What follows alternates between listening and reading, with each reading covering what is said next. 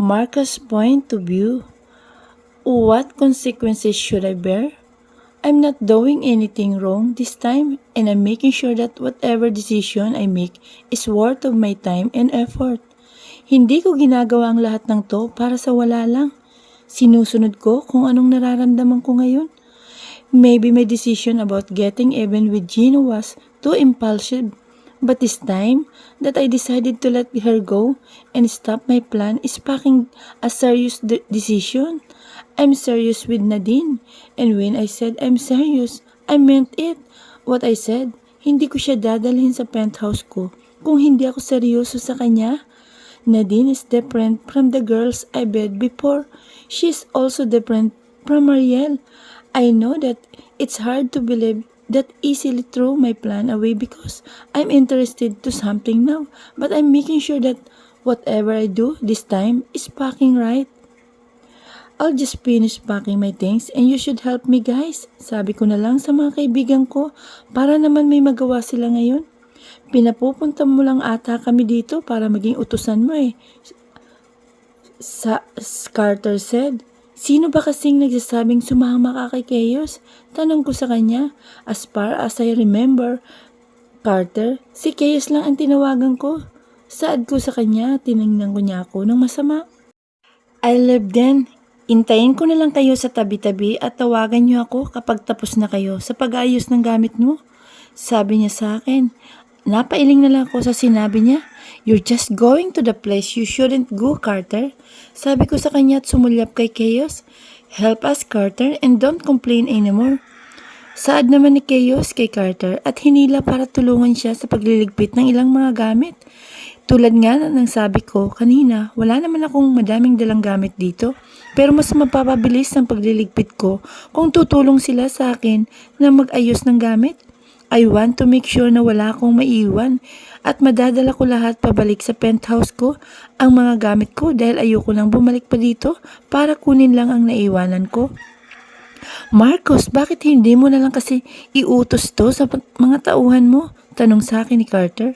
This is simple job, Carter. Hindi na kailangan iutos pa to sa iba. Saad ko naman sa kanya. Wow ha? Coming from you, Marcos? Bawat kibot mo nga, utos ka ng utos. Saka ano ba kasing naisipan mong ngayong gawin ha? Tanong niya sa akin. I drive Nadine at her work today and I decided to get my things while waiting for her shift to finish. Sabi ko sa kanya, bigla siyang ngumiti sa akin at nilapitan ako kaya tiningnan ko siya ng masama. May ibig sabihin na naman ang mga ngiti na yan ha? Mukhang seryoso ka na yata sa kanya. Saad nito sa akin. Kailan ko ba sinabi na biro lang ang lahat? Sagot ko naman kay Carter. Wala naman akong ginagawa na hindi ko sineseryoso ah. I am serious person, Carter. Hindi ako katulad niyo ni Grant na hindi nagseseryoso sa buhay. If I want to be close to her, I mean it. Sabi ko sa kanya. You really smitten, Brad. Partida, hindi pa kayo close na dalawa at hindi pa rin kayo ganong magkakilala. Pero sa bagay, may nangyari na nga pala sa inyo at dapat mo yan ipaliwanag sa amin. Saan niya sa akin? Binato ko siya ng hawak ko na lukot na papel. I don't need to tell that, saad ko sa kanya. Mali ka naman ang iniisip eh. Ang ibig kong sabihin ay ikwento mo naman sa amin kung paano ba kasi kayo nagkakilala ni Nadine at paano siya nang naging babaeng binayaran ng magaling nating kaibigan na si Chaos. Para sa'yo nung kasal ni Marielle. Inalok ka nga namin ng babae nun, pero tumanggi ka. Tapos malalaman na lang namin na may kinama ka pala at galing yun kay Chaos. Saad ni Carter sa kanya. Anong pinaglalaban mo, Carter? Tanong ni Chaos kay Carter. Just shut up, Carter, and for pity's sake, stop talking about that thing because I might throw you out if you mention that again. I'm trying to build a good relationship with Nadine and I want to forget how we ended like that. Saad ko sa kanya. Pinagtawanan niya lang ako kaya napailing ako at nakatanggap naman siya ng batok mula kay Chaos. Ang sarap sa paki ni Carter ngayon.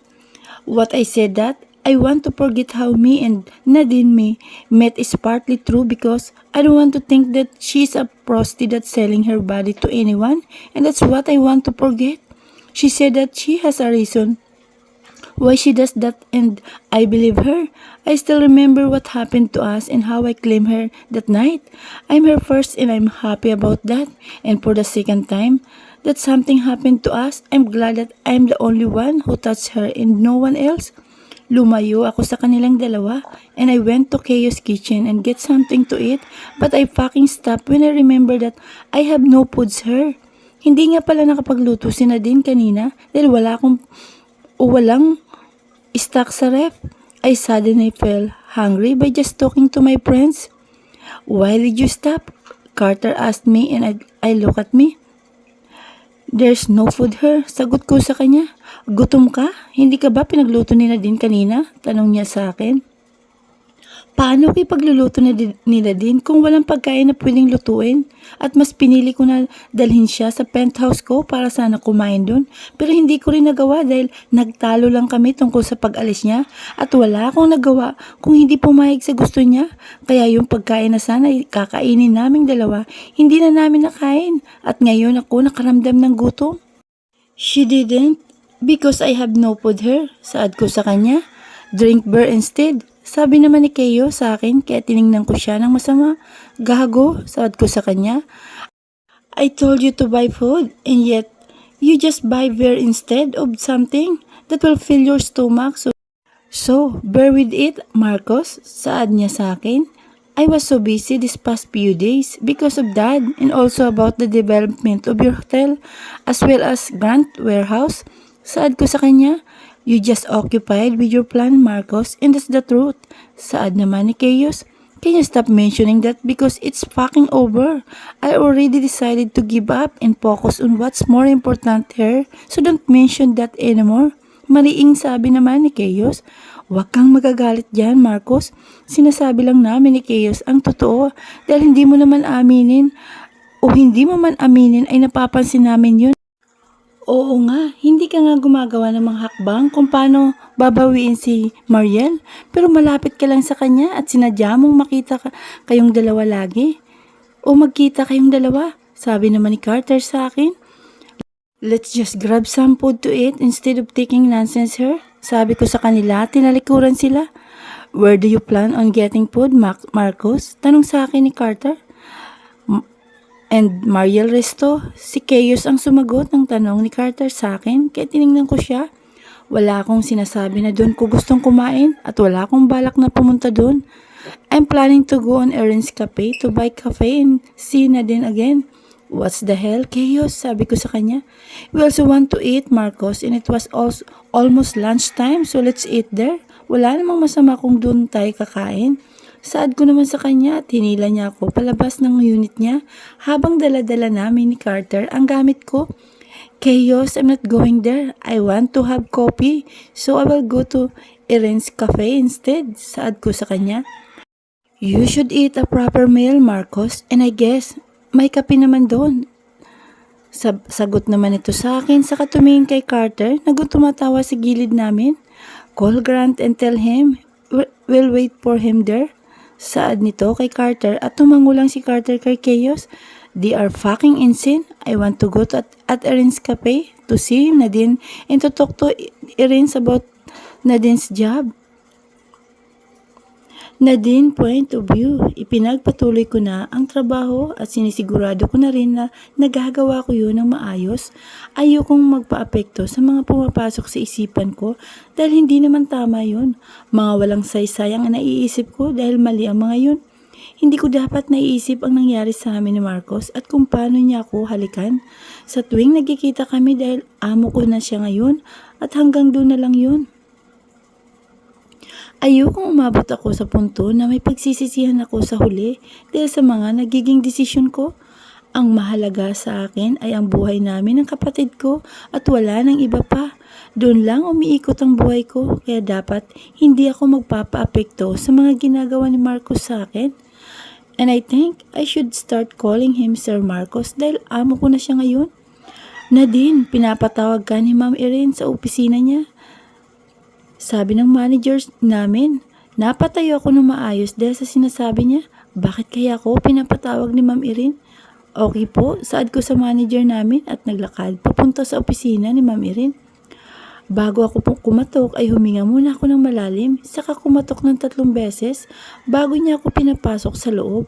Nakaupo siya ngayon sa swivel chair niya at nakangiti sa akin. Nadine, may sasabihin ako sa iyo, pero maupo ka muna, sabi sa akin ni Ma'am Erin. Kaya tumango ako sa kanya at umupo sa bakanting upuan na katapat niya.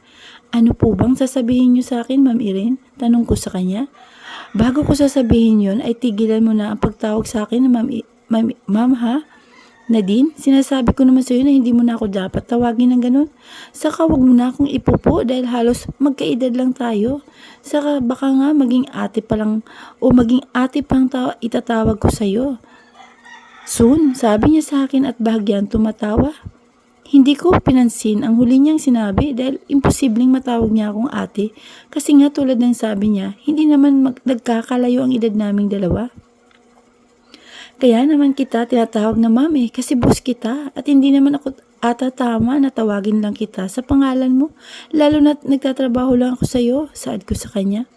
Come on, Nadine. Tayo lang naman dalawa dito sa opisina ko. Saka napag-usapan naman natin na magkaibigan na tayo simula kahapon. Kaya gawin mo na lang ang sinasabi ko sa iyo. At kung iniisip mo ang sasabihin ng mga kasamaan mo, huwag ka na mag-alala dahil minsan ay Erin din ang tawag nila sa akin. Sabi niya sa akin kaya tumango na lang ako. Ayoko naman na makipagtalo pa sa kanya dahil hindi naman tama na gawin ko yun. Kahit pa nga magkaibigan na kaming dalawa. Tulad na pag-usapan namin kahapon, ay amo ko pa rin siya dito sa cafe. Ano na nga palang sasabihin mo sa akin? Tanong ko sa kanya. Kaya nga ako pinatawag dito dahil may sasabihin daw siya sa akin.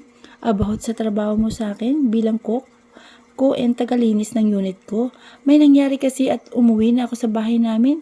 Nakita mo naman kagabi na nandun ang pinsan ko, pati na rin mga kaibigan niya para sunduin ako kaya hindi na ako doon nakatira ngayon, saad ko sa kanya.